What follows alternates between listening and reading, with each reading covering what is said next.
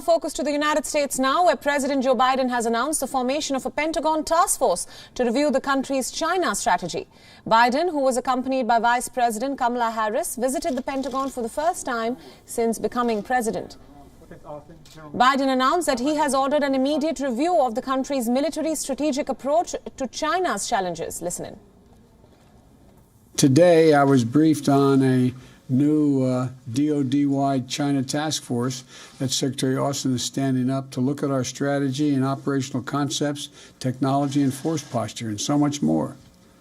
The task force will work quickly, drawing on civilian and military experts across the department to provide within the next few months recommendations to Senator Austin on key priorities and decision points so that we can chart a strong path forward on China-related matters. The new Defense Secretary Lloyd Austin briefed the President on how the U.S. is prepared to deter China in the Pacific. Last week, the U.S. was moving its aircraft carrier USS Nimitz and its carrier strike group to the Indo-Pacific region. Tensions between the two sides increased in the latter stages of the Trump presidency. The Biden administration will be continuing the tough approach on China on issues related to trade, regional security and human rights.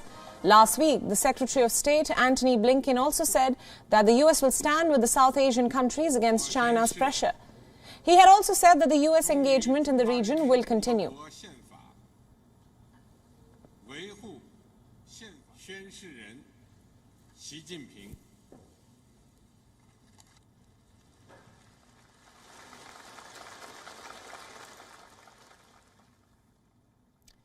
In a new development, taking action against the Myanmar military, U.S. President Joe Biden is imposing sanctions that would prevent the Myanmar generals from gaining access to U.S.-based assets.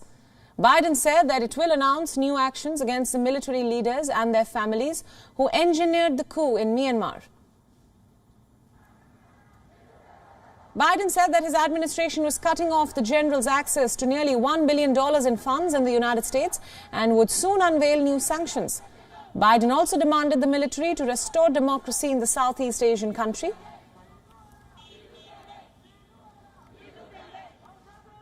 The Biden administration has been in communication with partners in Europe and Asia to promote democracy in Myanmar.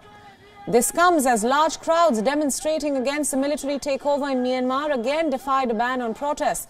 And on your screens now are live visuals of protesters and demonstrators in Yangon in Myanmar demanding the release of detained leaders, especially their elected leader Aung San Suu Kyi.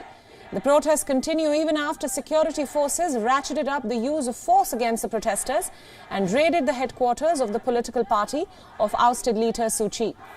The protesters are demanding that power be restored to Suu Kyi's deposed civilian government. They're also seeking the release of Suu Kyi and other governing party members since the military detained them after blocking the new session of parliament on February 1st. The military, on the other hand, says that it acted because November's election, according to them, which Suu Kyi's National League for Democracy party won in a landslide, was marred by irregularities. The Election Commission had refuted the allegations earlier as well.